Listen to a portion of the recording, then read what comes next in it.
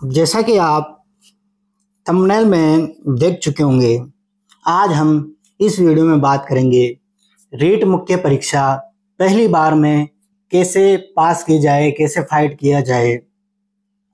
सबसे पहले तो सभी भावी अध्यापकों को हार्दिक बधाई एवं शुभकामनाएं, जिनकी रीट पात्रता परीक्षा क्लियर हो चुकी है और जिन्होंने पिछली बार पात्रता परीक्षा क्लियर कर चुके थे, उन्हें भी बहुत बहुत बधाई।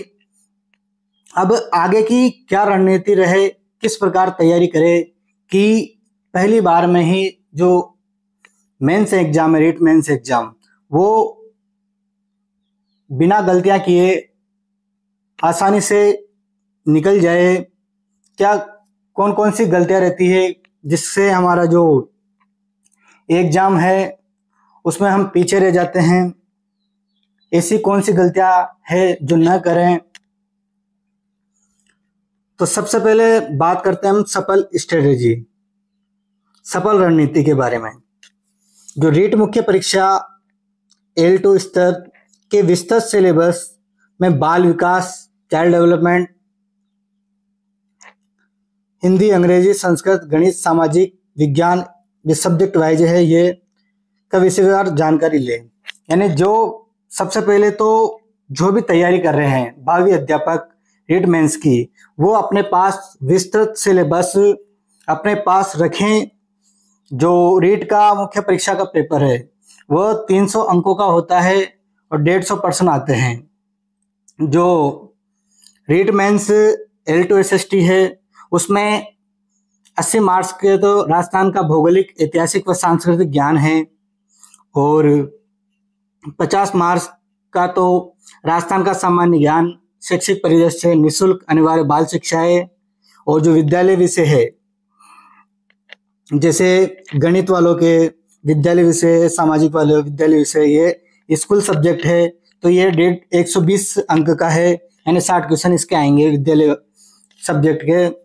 शैक्षणिक रीति के 20 मार्क हैं, जो शैक्षणिक रीति है उसके 20 मार्क के 10 क्वेश्चन आएंगे इसके। शैक्षणिक मनोविज्ञान, इसके 20 मार्क हैं और सूचना तकनीकी ICT सूचना तकनीकी के 10 मार्क के 5 क्वेश्चन इसके आएंगे। तो सबसे पहले तो अपने पास विस्तृत सिलेबस हो। सफल रणनीति के लिए सबसे पहले युद्ध लड़ने के लिए भी हमारे पास पहले तैयारी होना चाहिए। तो यह भी एक रीट युद्ध है, तो हमारे पास सबसे पहले तो इसका पूरा सिलेबस होना चाहिए। टॉपिक वाइज कौन कौन से टॉपिक है जो कि मुख्य परीक्षा में है, जो टॉपिक मुख्य परीक्षा में दिए हुए उन्हीं का अध्ययन करें, अन्यथा जो टॉपिक नहीं है उनका अध्ययन नहीं करें। दूसरा, एक कठिन विषय को प्राथमिकता देते हुए प्रतिदिन निश्चित समय अध्ययन करें।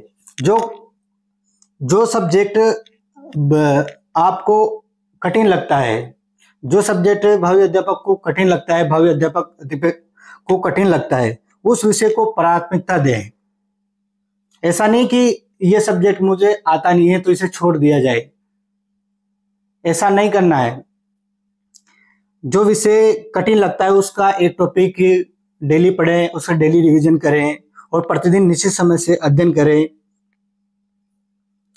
जो NCERT की बुक है, कक्षा 6 से 8 की पुस्तकें L2 वालों के लिए, वो पुस्तकें पढ़ें। ये पुस्तकें पढ़ने से जो अवधारणा है, बेसिक कॉन्सेप्ट है, वो आपका मजबूत होगा, जिससे कि जो आपकी तैयारी है उसमें प्रगति मिलेगी। CDP पर ध्यान केंद्रित करें। यह सभी शिक्षण परीक्षाओं का महत्वपूर्ण भाग है। जो CPD है उस पर ध्यान केंद्रित करें।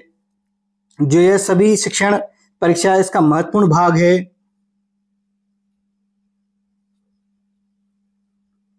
मॉडल पेपर और मॉक टेस्ट से समय प्रबंधन का अभ्यास करें। जो मॉडल पेपर होते हैं और मॉक टेस्ट होते हैं, वह अपनी जो तैयारी है उसका मूल्यांकन रहते हैं। जैसे अपना सिलेबस हो गया, जैसे कोई टॉपिक हो गया, उसके बाद अपन मॉडल पेपर देते हैं, मॉक टेस्ट देते हैं, तो इससे अपना जो अपनी स्थिति क्या है, अपन कितनी गहराई में, इसका पता लग जाता है, इसका आकलन लग जाता है। तो मॉडल पेपर, मॉक टेस्ट इस परीक्षा का मुख्य भाग है। ये अवश्य दें मॉडल पेपर मॉक टेस्ट। अगर आपके सुविधा है तो टॉपिक वाइज मॉडल पेपर दें तो और बेनिफिट रहे। और मॉक टेस्ट जो आपका पूर्णतः सिलेबस हो जाने के बाद मॉक टेस्ट, ज़्यादा से ज़्यादा मॉक टेस्ट लगाए, जिससे कि आपकी जो गलतियां हुई है, जैसे कि कोई क्वेश्चन गलत हो रहा है बार बार, तो वो क्वेश्चन गलत ना हो। गोले बनने में और मार्कशीट बनने में अगर गलतियां हो रही है तो गलतियां नहीं हो। ऐसी बहुत सारी छोटी छोटी गलतियां होती है जो कि एक एक नंबर से पीछे रह जाते हैं भावी अध्यापक। संक्षिप्त नोट्स बनाए, ये अंतिम समय में मददगार हो गए। जैसे कि ऐसे नोट्स बनाएं जो रिवीजन का टाइम होता है, जो परीक्षा की घड़ी का अंतिम समय होता है, उसमें आसानी से रिवीजन हो सके। यानी जैसे एक सब्जेक्ट है, जैसे राजस्थान का भूगोल है, तो उसकी जो एक नोट्स की किताब होती है, उसे 4-5 पेज में ऐसे शॉर्ट नोट्स बनाए जिसमें सारे कीवर्ड आ जाए मेन, और जिससे कि रिवीजन करने में दिक्कत नहीं आए।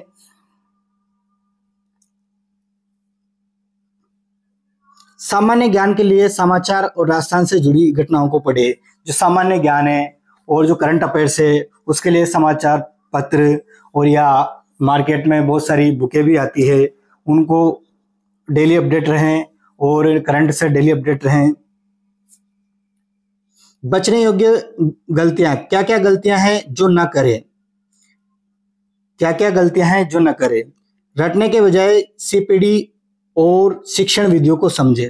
यानी रटने के बजाय जो सीपीडी है और शिक्षण विधियों, उनको समझे। अगर ये शिक्षण विधियां अगर एक बार दिमाग में समझ में आ जाती, बैठ जाती है, तो इन्हें अपन जिंदगी भर भी नहीं भूलते हैं। तो रटन पद्धति की बजाय समझने पर जोर दे, ज्यादा से ज्यादा समझने पर जोर दे। सिलेबस से बाहर न पढ़े, इससे समय बर्बाद होता है। अगर आपको मुख्य परीक्षा पास ही करनी है तो सिलेबस से बाहर कुछ भी न पढ़े। जो टॉपिक सिलेबस में दे रखा है वही पढ़े। ज्यादा ज्ञानी नहीं बनना है, जितना है उतना ही पढ़ना है, और सिलेबस से बाहर कुछ भी नहीं पढ़ना। इससे कि समय की बर्बादी होगी और कुछ भी नहीं। नियमित अभ्यास करे और रिवीजन करे। रेगुलर अभ्यास करे, नियमित अभ्यास करे और रिवीजन डेली करे। जितना डेली पढ़ाए, जितना डेली आप अध्ययन करेंगे, उसे सोते समय 5 मिनट रात को अपने माइंड में रिकॉल कर ले। इससे कि वो अपने जो पूरे दिन की दिनचर्या रहती है वो क्या अपने माइंड में रिकॉल हो जाती है, जिससे कि अपन उस चीज को भूल नहीं पाते हैं। यानी रिवीजन भी बहुत महत्वपूर्ण भूमिका निभाता है।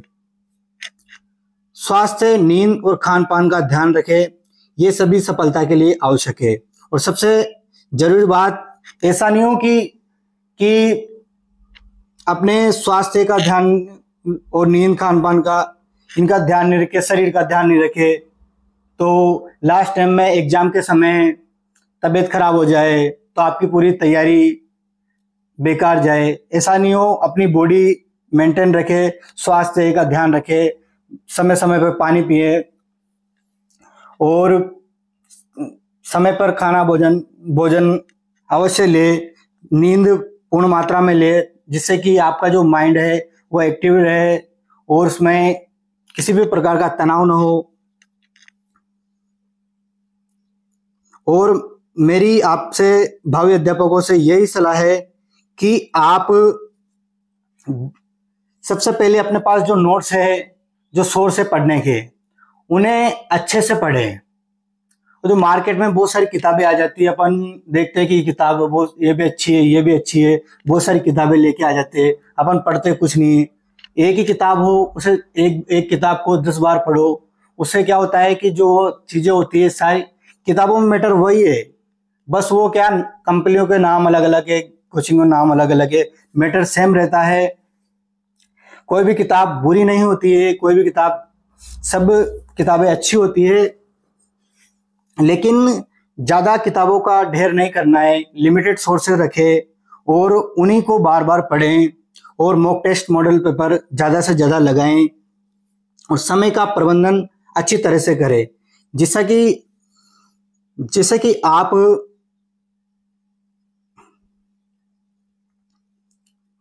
मुख्य परीक्षा पास कर सके। और जिस तरह मैंने पहली बार में ही रीट मुख्य परीक्षा पास करी है, उसी प्रकार आप भी, मैं आशा करता हूं सभी की मुख्य परीक्षा पहली बार में ही पास हो। और जो मेरे पिछले साथी 1-2 नंबर से पॉइंट से रह चुके हैं, वो जो उनकी गलतियां हैं वो न दोहराएं। ऐसी कौन सी गलतियां की उन्होंने, वो अपनी गलतियों पर काम करे। उन्होंने जो गलतियां की है वो गलतियां नहीं दोहराए।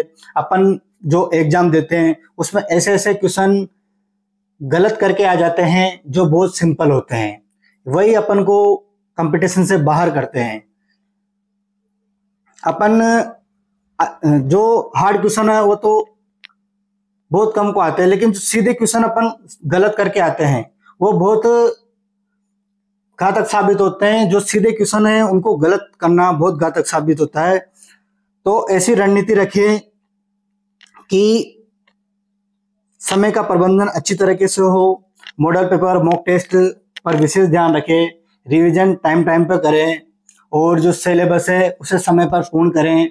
सिलेबस समय पर पूर्ण करने के बाद रिवीजन करें, रिवीजन के बाद मॉक टेस्ट दें और ओमार शीट के आधार पर मॉक टेस्ट दें, जिससे कि पता पड़ जाए कि कहाँ पर गलती हो रही है और ओमार शीट बनने में गलतियां तो नहीं हो रही है ना।